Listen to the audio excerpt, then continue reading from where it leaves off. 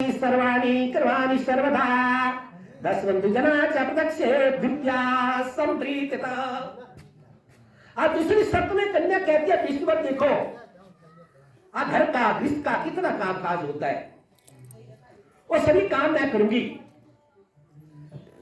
तो कैसे करूंगी? जैसे दासी घर का काम करती है वैसे मैं घर का सारा काम करूंगी, मीठी बाणी बोलूंगी, ससुर ज्येष्ठ आदि सभी की पालन करूंगी। लेकिन स्वामी आपका बल इनके ऊपर होना चाहिए, आपका सहारा इनके लिए होना चाहिए। ये तभी बातें होती हैं जब एक दूसरे का सहारा होता आपस में हाथ बंटवाना। तो इसलिए आपको मेरी किसी सत स्वीकार है तो मैं आपके बल आती हूँ और आपकी पत्नी बनती हूँ। स्वीकार है जी। और तृतीया तृतीया विष्णु तो हो तीसरी शर्त में कन्या कहते विष्णुवर आप मैं धन की पुष्टि के लिए आपको पृथ्वी के ऊपर चलाते हो।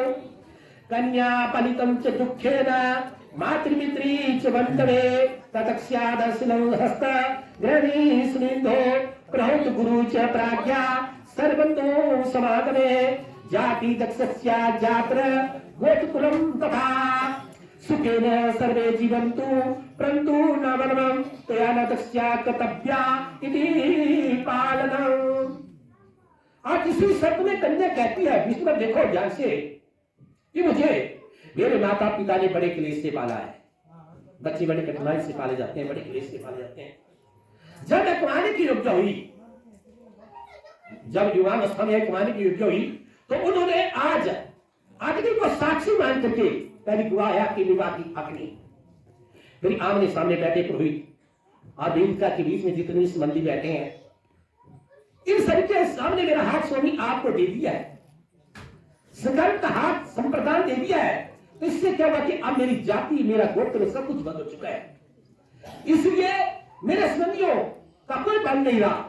उन्होंने अपनी ड्यूटी पूर्ण कर दी, अब उनका कोई बल नहीं है, इसलिए ये जो है आपको मेरा पालन करना होगा। अब ये आपकी तरफ जाएगा, अब की चिंता जो आपको करनी होगी, तो इसलिए आपको मेरा पालन करना होगा। स्वीकार जी।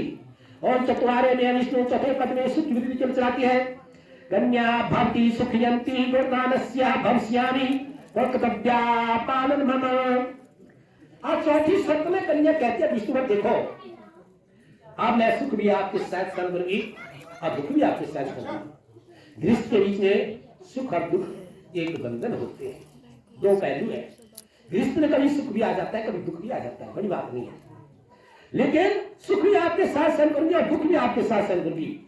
लेकिन स्वामी आपके क्रोध होने पर मैं मधुर वाणी का प्रयोग करूंगी, शब्द वचन प्रयोग करूंगी। लेकिन स्वामी आपके सुख के लिए, पति के सुख के लिए कौन सा व्रत किया जाता है? गौरी का व्रत किया जाता है, जो कार्तिक कृष्ण पक्ष के चतुर्थी के बीच में किया जाता है। गौरी का पिछले महीने हुआ 15 दिन में गौरी का व्रत किया जाता है। इस व्रत गौरी के व्रत करने से होता है कि पति की दीर्घ आयु की कामना करती है। स्त्री है पति की दीर्घ आयु कामना करती है कि मेरा स्वभाव सदा अटल बना रहे। तो इसलिए मैं आपके सुख के लिए भगवती गौरी का पूजन करूंगी। केवल स्वामी आपको केवल इनका पालन करना होगा। सरकार जी। और पंचमे विषय तो पंचमे पद में वर्ग पशु के सुख के लिए चलाती है। पूर्णवपालस्यातया यनस्ते यतस्वामिनां प्रातक्ष्ये कार्या प्रार्थनमं एवं यदि प्रातक्ष्या भवं सज्जं। आप पांचवी शर्त में कन्या क्या कहती है कि विष्णुवर अब इस युवावस्था से लेकर के आपको वृद्धावस्था तक मेरा पालन करना होगा। पहले आपसे बात नहीं होती थी, पहले बहुत गरीबी होती थी। अब ये पशु के बीच में एक साथ आती है। पहले आता और स्वतः की पशु रखते थे, 4-5 पशु रखते, बकरियां भी रखते थे। अब उनको बेच करके गुजारा करते, उससे धन की उत्पत्ति की जाती थी। कहीं ऊपर खेने का लेकिन पहले नहीं होते थे। पहले ऐसा होता कि पशु बेच करके ही कमाया धन जाता था, पशु बेच करके ही धन कमाया जाता था। तो इसलिए सुख वृद्धि के ऊपर चलाते हो। अब इस युवावस्था से लेकर के अपनी अवस्था तक आपको मेरा पालन करना होगा। इसका कहने का मतलब जिस प्रकार पशु पाल जाते हैं, इसी प्रकार आपको इस युवावस्था से लेकर के अपनी अवस्था तक आपको मेरा पालन करना होगा। और जो कुछ भी मैं आपसे कुछ मांगूंगी, इसलिए बार बार भी कुछ मांग लेती है, लेकिन आपको क्रोध नहीं करना होगा। यदि आप ऐसी सत्य स्वीकार करते हैं तो मैं आपके बन आती हूं और आपकी पत्नी बनती हूं। और छठे छठ विषय तुम छठे पद में ऋतुओं की सुख प्राप्ति के लिए चलती है। पहले हिमाचल प्रदेश के बीच में 6 ऋतुएं होती है, सभी 6 ऋतु होती थी, लेकिन आज तो केवल नाम आपको भी है। और इसमें 6 ऋतुओं के सुख की प्राप्ति के लिए आपको चलाते हो। सर्वबंधु नंजना स्वामिनम भगस्कताः जलपात्र कंगलस्या गात्रमोहं प्रेमपूर्वकं त्यागतापि न तत्याच बंधने अवस्यानातस्तस्या न जाते निरुपमम्। और छठे पद में कहती है विष्णु, देखो हे स्वामी, मेरे पूर्ण संबंधी ऋतुओं के बीच में मेरे पुरुष संबंधी आपके दास बन चुके हैं। अब वो आपके सामने कुछ नहीं बोल सकते, बिल्कुल मैंने हाथ संकल्प लेकर दे दिया तो हम कभी अल्लाह, इसलिए आपके सामने कुछ नहीं बोल सकते। उन्होंने प्रेम जल पात्र कंगन बांध के डुंडा दे करके मेरा हाथ स्वामी आपको दे दिया है। तो ऐसा करके जहां दोस्त था, जहां पति देव भक्त होता है वो पानी को चिपका भी रहता है।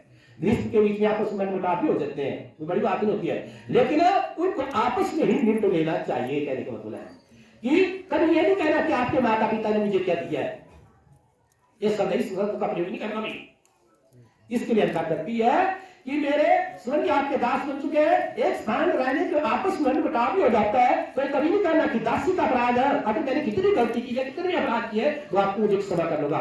ये नहीं कहना कि आपके माता पिता ने मुझे क्या दिया है। तो इसलिए आप सच स्वीकार करते हैं तो मैं आपके बन आती हूँ और आपकी पूर्ण पत्नी बनती हूँ। ये 6 पौड़ियां जो आपने रिश्ते के नियम के पालन कर लिए।